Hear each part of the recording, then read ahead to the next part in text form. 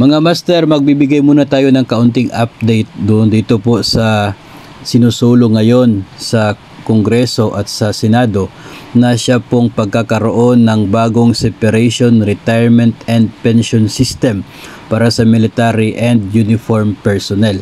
No, so ito na po yung sinasabi dati ni Pangulong Marcos at maging ni Secretary Jokno na may babaguhin dito po sa pamamaraan ng separation and pension ng mga military and uniform personnel.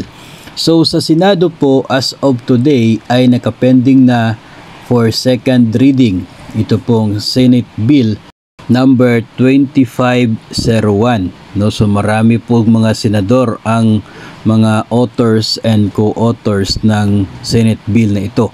Pending for second reading as of November 29. Yun po yung status. So, kung sakali po na ito ay magiging batas, ay magkakaroon talaga ng pagbabago sa pension system ng atin pong mga uniform personnel. Kung matatandaan po natin mga master, ay doon po sa House of Representatives, mas nauna po sila sa pag-process ng nasabi pong kaparehong bill. Dahil doon po sa House of Representatives, ang House Bill number 8969 ay na-approve na po nila simula pa po noong September. So September pa po, submitted na nila sa Senado yung version approved bill nila para po sa pagbabago ng pension system ng mga military and uniform personnel. At dahil po in consideration sa House Bill na yan, ang Senado ay nagpasa din ng kanila pong Senate Bill number 2501, substitution to different Senate Bills number 284, 1421, 2434 at 2446. Pare-pareho po mga bills na yan na ang layunin ay baguhin itong retirement at pension system ng mga uniform personnel.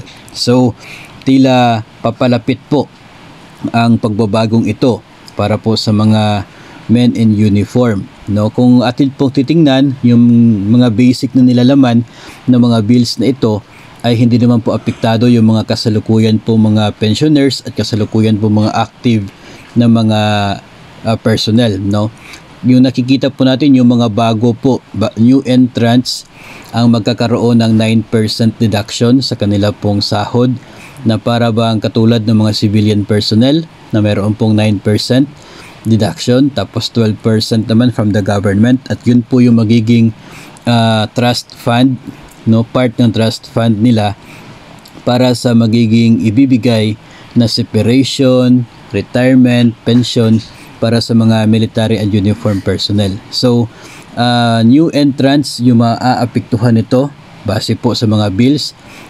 Wag muna nating italakay masyado yung lahat ng mga nilalaman nito kasi pwede po magbabago pa po yan dahil ito naman po ay bills pa lamang sa kasalukuyan. No? Hintayin po natin if ever magiging batas na, saka po natin pag-usapan yung mga detalye dito po sa nilalaman ng bagong pension and retirement system ng mga military and uniform personnel. Sa ngayon, ang update lamang po muna natin, pasado na sa House of Representatives, nasa pending for second reading na ito sa Senado. So kapag ma-approve ito sa Senado at magkataon na iba yung ilang nilalaman ng kanilang version doon sa version ng mga kongresista, magkakaroon ng bicameral meeting para pag-usapan yung differences, at kapag ma-finalize na nila yung final na draft, no, final na report for the bill, ay isasubmit na ito sa Malacanang for signature of the President para maging batas.